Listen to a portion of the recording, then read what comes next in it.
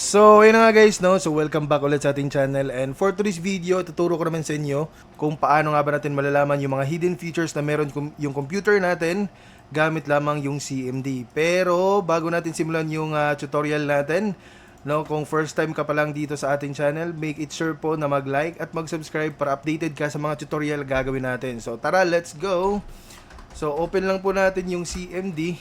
So, napakasimple lang po yun yung tutorial natin guys, no? Tapos, input lang po natin dito system info. Tapos click send, maglo-load po 'yan.